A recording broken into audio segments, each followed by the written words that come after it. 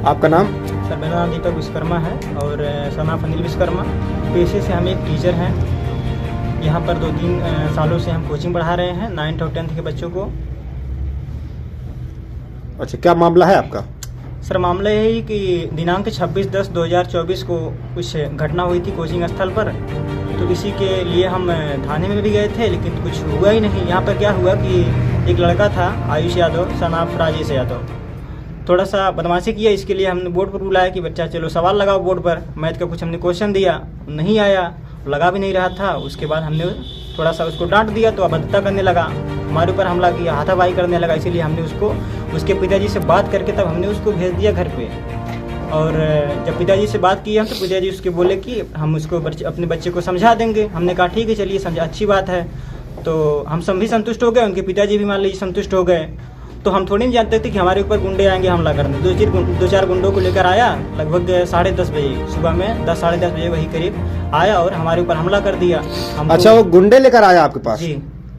ये कहाँ के थे, कुछ जानकारी है आपको? अरुण यादव सनाफ लाल। अच्छा, मतलब ये बगल के ही रहने वाले? अरुण यादव सनाफ दान बहादुर यादव, और एक मोनू राजभर हैं सनाफ दानू राजभर, और वो आयुष यादव खुद आया था।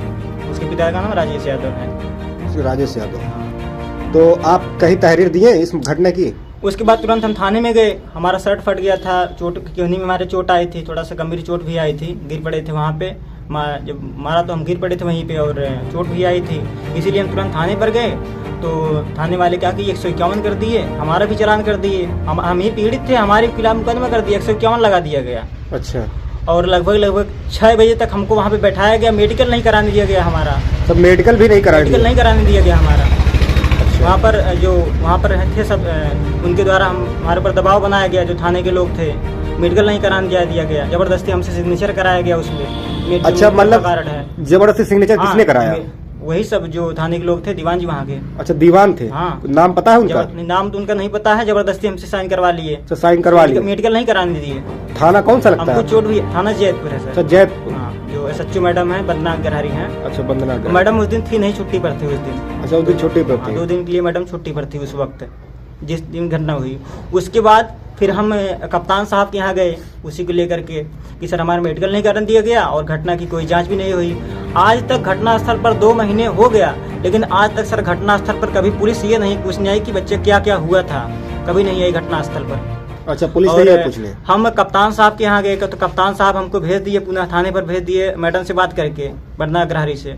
तो मैडम के पास हम फिर आए तो मैडम से सब बताएं, लेकिन मैडम बोली कि ठीक है हम वहाँ पे जांच करने के लिए भेजेंगे किसी को, लेकिन आज तक पुलिस यहाँ पे जांच करने के लिए नहीं है। पुलिस अगर आती है तो उसी के जो भी हमारा विपक्षी है, विपक्षी की दुकान तक आती है, उसके बिल्डिंग में की दुकान है, वहाँ तक पुलिस आती है, वहीं से फिर चली जाती है, कभी घटनास्थल पर जाँच करने के लिए नहीं आई।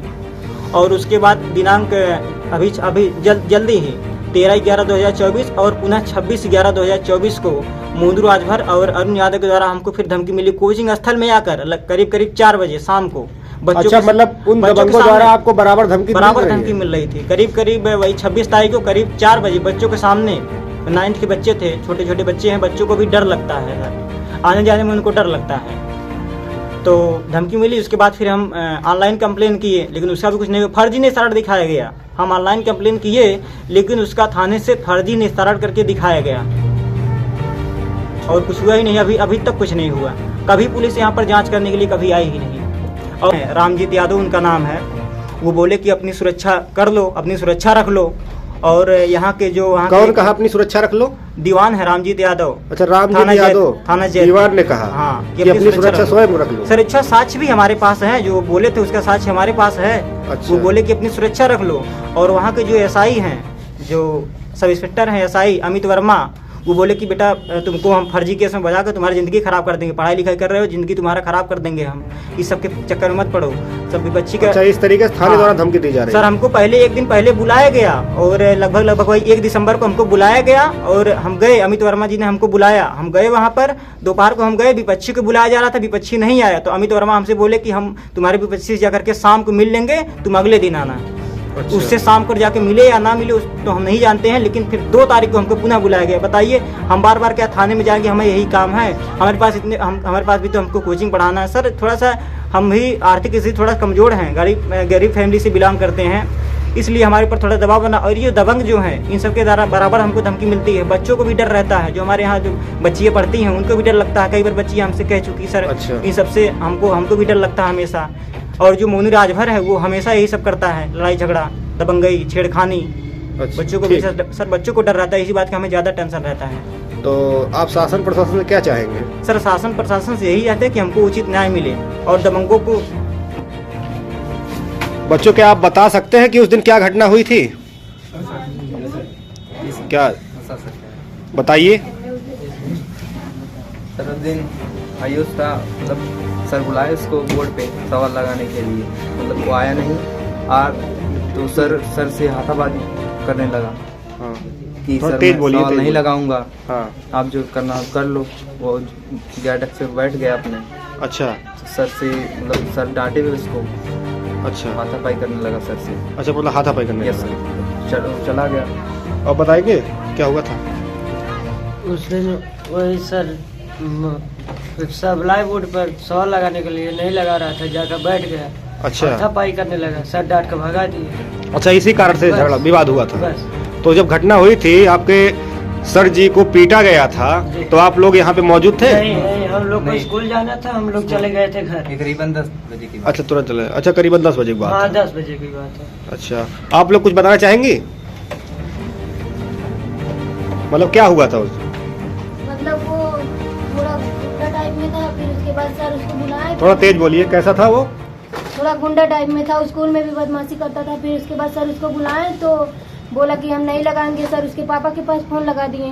फिर उसके बाद वो बोला कि फिर उसके बाद सर उसको भगा दिए यहाँ से, उसके पापा के पास फोन करके। अच्छा, लगा दिए। हाँ, फिर उसके बाद वो जब हम लोग स्कूल चले गए तो कुछ गुंडों को लिवा के आए, सर को उठा गया था। अच्छा, मतलब उसके बाद हुआ था घटना? हाँ, हम लोग स्कूल चले गए थे। ठीक ठीक, आप लोग को ही डर रहता है? हाँ, हम लोग रास्ते में आते हैं तो डर लगता है हम लोग को।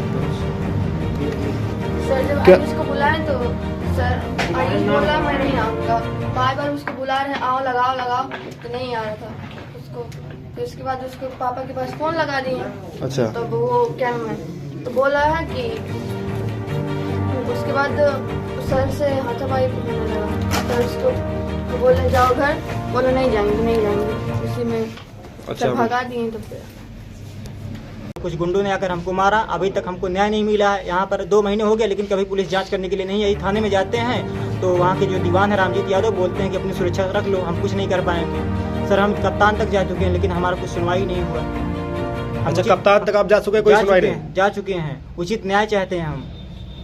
सीओ साहब के यहाँ गए थे तो सीओ साहब हमको न्याय देने का आश्वासन दिए हैं, देखिए क्या करते हैं।